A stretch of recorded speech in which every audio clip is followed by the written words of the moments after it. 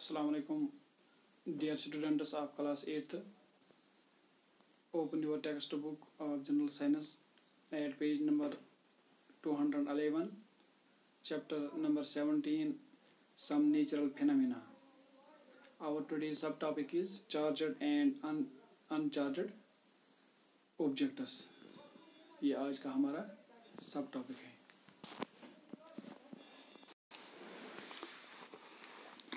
Uncharged and charged objects.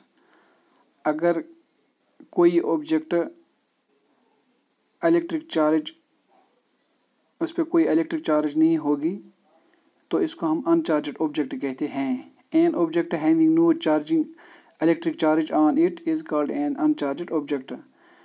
जो uncharged object होता है इस पर कोई इफेक्ट नहीं होता है दूसरे ऑब्जेक्ट पे. जो ऑब्जेक्ट जिस ऑब्जेक्ट पे इलेक्ट्रिक चार्ज नहीं होती हैं, जिस ऑब्जेक्ट में इलेक्ट्रिक चार्ज नहीं होते हैं तो इट इज़ कॉल्ड जिस ऑब्जेक्ट में इलेक्ट्रिक चार्ज होती हैं इसको चार्जड ऑब्जेक्ट कहते हैं. जिस ऑब्जेक्ट में इलेक्ट्रिक चार्ज नहीं होती हैं इसको अनचार्जड ऑब्जेक्ट कहते हैं. ए चार्जड ऑब्जेक्ट अट्रैक्ट करता है एक अनचार्जड ऑब्जेक्ट को, यानी जिस ऑब्जेक्ट में चार्ज होती हैं या चार्जड ऑब्जेक्ट जिसको हम कहते हैं वो अनचार्जड ऑब्जेक्ट को अट्रैक्ट करता है. ये पॉइंट इस तरीके से हम क्लियर कर सकते हैं इस मिसाल से. अगर हम एक गिलास रॉड को लेंगे, इसको हम नज़दीक लाएंगे कागज़ के छोटे छोटे टुकड़ों के पास तो कोई इफ़ेक्ट नहीं होगा. इन जो स्मॉल टिनी पीसेस ऑफ पेपर जब हम उनके नज़दीक गिलास रॉड रखेंगे तो उन पे कोई इफ़ेक्ट नहीं होगा. अगर हम यही गिलास रॉड इसको हम पहले रब करेंगे एक पीस ऑफ सिलिक क्लॉथ, सिलिक कपड़े के साथ इस गिलास रॉड को अब रब करेंगे, इसके साथ रगड़ करेंगे. तो इसके बाद हम इन्हीं जो टिनी पीसेस ऑफ पेपर हैं फिर उनके सामने लाएंगे. ये जो गिलास रॉड हैं ये अट्रैक्ट कर पाएगा इन पीसेस ऑफ पेपर को टुवर्ड्स इटसेल्फ.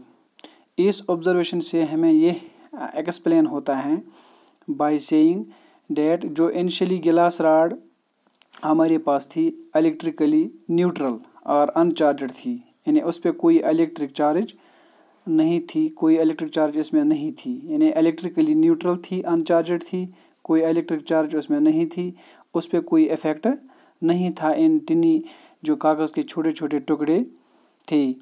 उसके बाद जब यही गिलास रॉड हमने रब किया है सिलिक क्लॉथ के साथ, रेशम कपड़े के साथ, तो ये इट गेट्स इलेक्ट्रिक चार्ज. जो इलेक्ट्रिकली चार्जड गिलास रॉड हैं ये एग्जर्ट करता है एक force in टिनी pieces of paper पे, तो हेंस अट्रैक्ट्स देम. तो इनको ये अट्रैक्ट करता है, खींचता है अपनी ओर. इस एग्जांपल से हाँ हमने ये पाया है कि जो गिलास रॉड हैं जो हमने रब किया है इस सिलिक क्लॉथ के साथ, इसने एक्वायर की, इसने हासिल की इसको द एबिलिटी टू अट्रैक्ट इसमें ये एबिलिटी पैदा हो गई है कि इसने अट्रैक्ट किया है small uncharged pieces of paper को. जो ऑब्जेक्ट्स शोइंग करते हैं the objects showing this effect और अट्रैक्टिंग अदर ऑब्जेक्ट्स, इनको हम इलेक्ट्रिकली चार्जड और जस्ट चार्जड कहते हैं. The process of giving electric charge to an object is called charging the object. Charging an object by rubbing. दूसरा है अगर हम चार्जिंग करेंगे किसी भी ऑब्जेक्ट को रबिंग से और फ्रिक्शन से. सिंपलेस्ट मेथड है चार्जिंग. एक ऑब्जेक्ट को रब करते हैं दूसरे सूटेबल ऑब्जेक्ट पे. मिसाल के तौर पर सिलिक क्लॉथ हैं, वूलन क्लॉथ हैं, हेयर हैं, पेपर हैं, पॉलीथीन्स हैं, एटसेट्रा. जब एक ऑब्जेक्ट हम रब करते हैं दूसरे ऑब्जेक्ट पे देयर इज़ फ्रिक्शन, वहाँ पे फ्रिक्शन उनके दरमियान पैदा होती हैं जो फ्रिक्शन चार्ज करते हैं ऑब्जेक्ट को.